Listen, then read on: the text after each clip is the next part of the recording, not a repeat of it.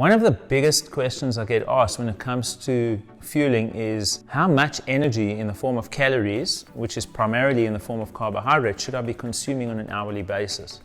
And this is really going to differ from individual to individual, and this will be based on digestive system function, in other words, the tolerance levels that your digestive system can tolerate of that particular carbohydrate, the kinds of carbohydrates that you're utilizing. Some are limited in absorption, some can be absorbed at a much higher rate, and then a combination of carbohydrates, which we call multiple transporter carbohydrates, can actually increase the rate of absorption when it comes to carbohydrate ingestion. So these are some of the things that need to be taken into account. But what can you do to work out and calculate exactly how much you require per an hour? And it's quite simple. You need to look at two things. Number one, you need to look at what keeps your energy levels stable during a training session so that you can take it to race day. And number two, you also need to look at what your tolerance levels are. And the way to do that is to build up the volume of carbohydrates over time and see what that tipping point is. Now, the tipping point is the point at which you have digestive comfort and maximum energy levels. The two need to be aligned. The minute you get gastrointestinal distress, in other words, you're getting discomfort in the digestive system from ingesting carbohydrates, you need to lower the amount that you're ingesting because your body is not able to tolerate it. And that is how we find the tipping point. So the best thing to do, and this is what I recommend to most athletes, is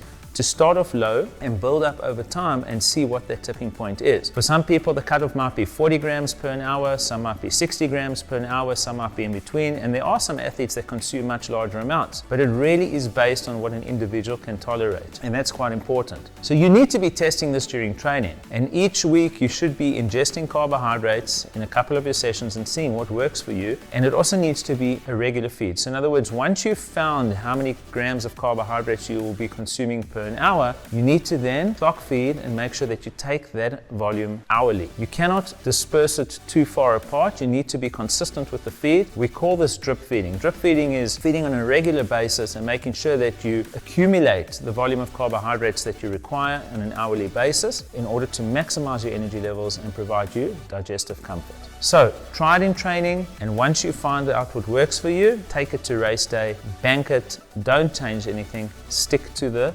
nutrition fueling plan.